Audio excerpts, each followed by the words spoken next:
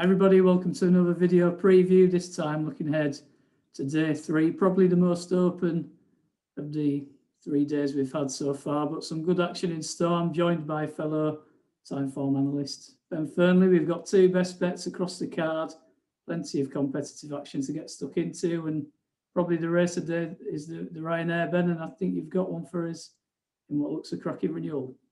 It really does look a cracking renewal. It's a race that it's had its critics over the years, but I mean, it's lucky we've got it in this year, to be honest, because it's got a number of horses that have been, I think, laid out for the race all season, as opposed to previous years where it's almost been for horses that just wanted to dodge the Gold Cup or the Champion Chase, obviously, and just try that intermediate trip. But I think this year we've got some real 2.5 mile specialists. And it's refreshing actually to have, I think this will be the first Grade 1 at the festival over fences without a very short price favourite. So good to see a really open looking race. And I think it's a race where you can make a case for several of them, really. You've obviously got last year's form. The 1-2 are in there.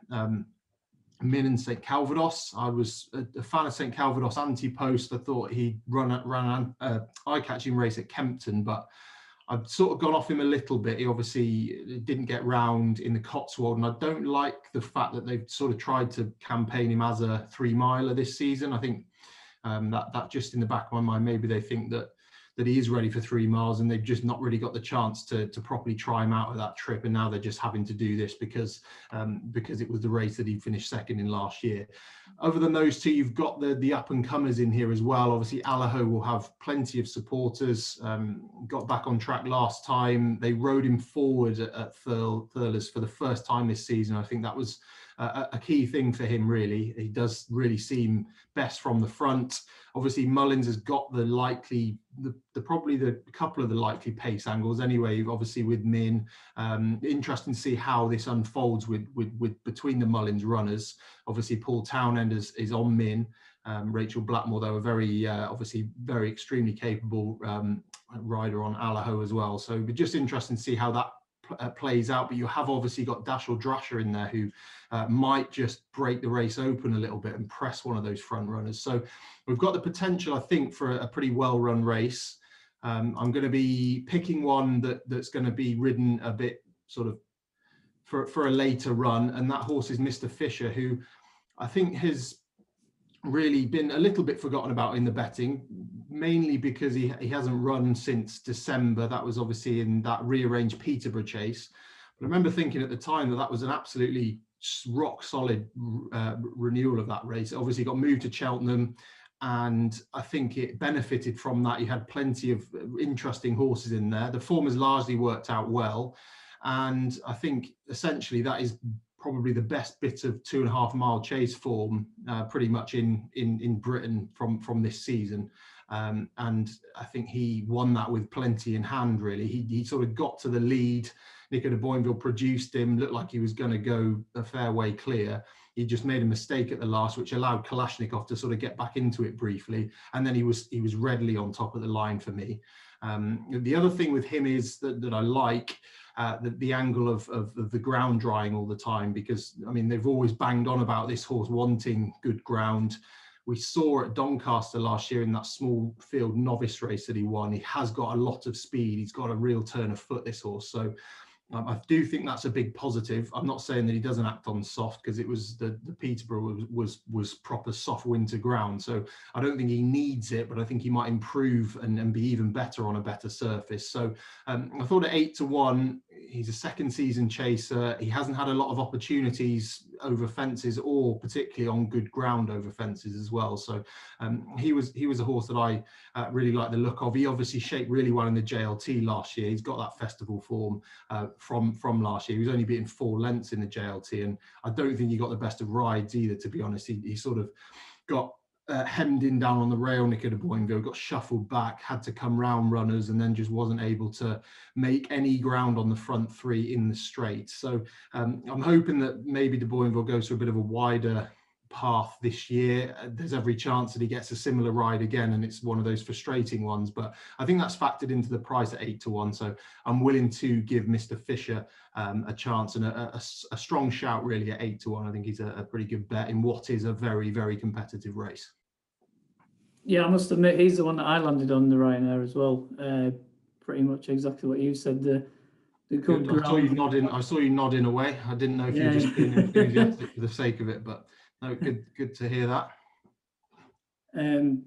Yeah, like you said, previous festival forms there as well. He must have a very, very solid chance. I'll go for the first of mine in the plate. I've landed on Sully Dock of Anthony Honeyballs, who's been improved this season after a wind up and a tongue tie was added, and made a winning reappearance at Ascot in a race that's worked out quite well. He beat Eddie Tudigi and Smarty Wild and did it quite impressively, and then was still in with a chance at the last at the Ladbrokes Trophy meeting at Newbury when he sort of stumbled and lost his chance on landing. I'm not sure if he'd have beat Clondor Castle, but he definitely shaped better than third, and I think the absence since is quite interesting. I think they've obviously put him away for the race, and a mark of 137 I don't think is going to be beyond him. I know he was held in that Timeform novice chase last season, but that couldn't have worked out any better. And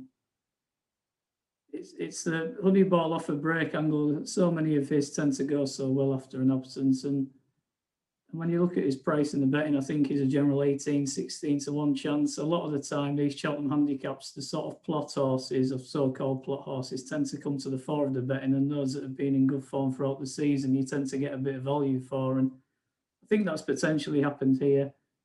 I think some firms will be going first 5, first 6. I think he'll definitely be on the scene. The likes of the Shunter and Farclay, their claims are pretty clear to see, really, especially the Shunter with the £7 conditional they've put on to negate that £5 higher mark over fences. And Farclay, again, ran really well at Leopardstown last time, former Triumph Hurdle winner, made that bad mistake last time as well. So, and that form was working on really well. So yeah, he was my sort of fancy for the race long term, but I do think drying ground's a bit of a concern for Farclay. He won that Triumph on heavy, didn't he? And that sort of put me off him and had me looking for something else. And you could well be onto the right one there, and certainly at a big price. I like the fact that he came from mid-division at Ascot this season, which barely any horses have done. They've all been front running, haven't they, on the chase course there this year? So that probably bodes quite well for him still being on a half decent mark.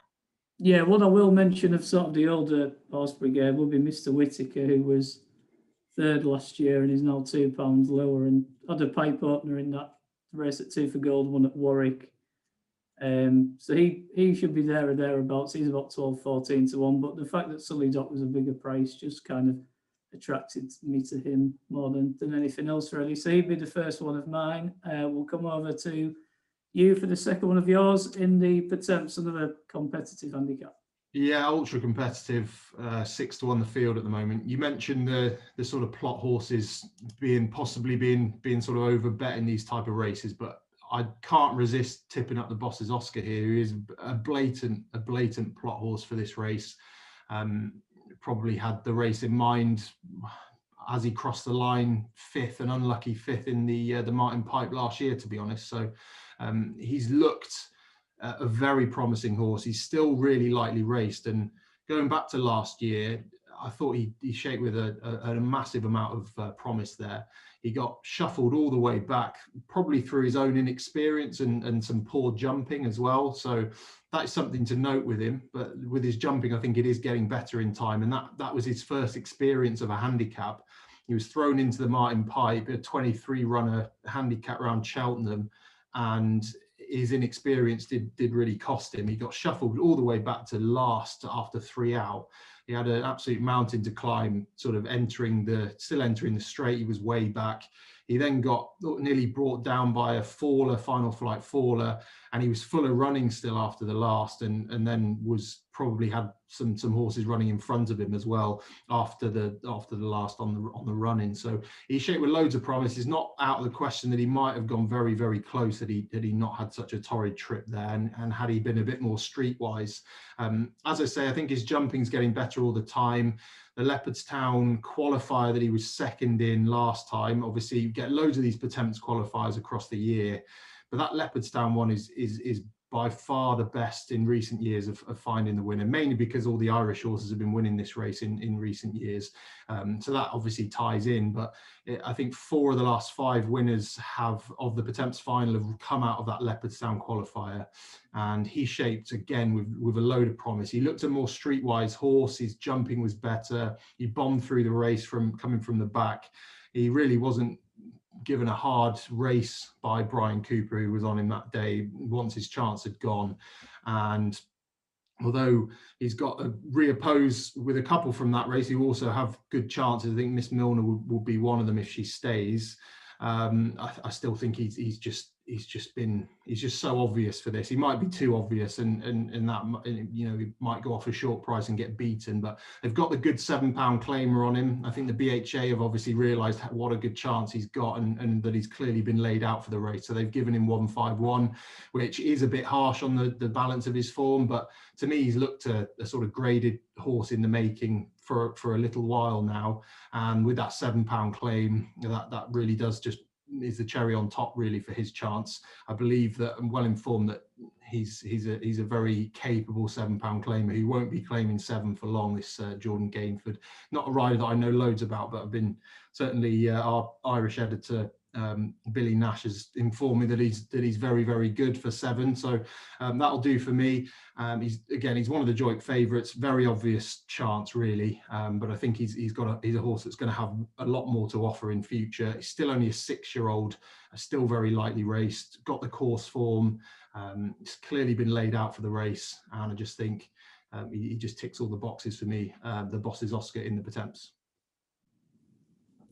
Yeah, and I think when you mentioned laid out with the race, we'll come on to Last of Mine in the Kinmure for the same stable, actually, in Mount Ida, who I think has been shaping really well this season over fences. Had 3 runs so far, but I do really like that step back up in trip.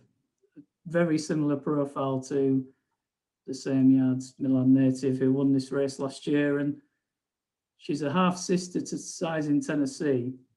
Obviously a Ladbrokes Trophy winner, but she's been playing a trade over 2.5 miles this season, and did quite well to win 2 starts back, and then got outpaced again last time over 2.5. And I just think this potentially could have been the plan all along, up to an extended 3 miles too, back on a bit better ground as well, which she's got form on. I just think that around 8-1, more than fair. I think it's 10s in the place at the time of recording on Thursday morning, and I think that'll only get shorter, especially if the yards, click with a few more. They had a winner yesterday, and Jack Kennedy on board. Obviously, I think Jamie Codd would have rode usually, but it's another one of these that looks to have definitely been laid out for the race. There was a couple that ran in the race last year that are on better terms. With Plan of Attack gets first-time blinkers. That one was 4th last year and is £2 lower. And Kilfinham Cross has been runner-up the last 2 years. That one's lower in the weights with cheap pieces reapplied. Potentially underestimated in the market, around the 20-1 chance. But I do quite fancy this Mount Ida, probably one of my strongest fancies of the week. And I know I've said that the plot horses tend to get overbet, but I do think this one is on a very fair mark, and 8-1 could be a very fair price with stamina in that pedigree. So that'll be our best bets on day 2. As ever, we say best of luck, Ben. Thank you very much for your time. Hopefully we've unearthed a couple of winners there. Fingers crossed. Yeah, thanks. Go well, everyone. Hopefully, we're recording this Wednesday morning. Wednesday's a tough day, so I'll be treading carefully today. But certainly the Thursday, I think, is always a decent day, and hopefully we've unearthed a couple that will run well at fair prices there. Thanks for watching. Best of luck.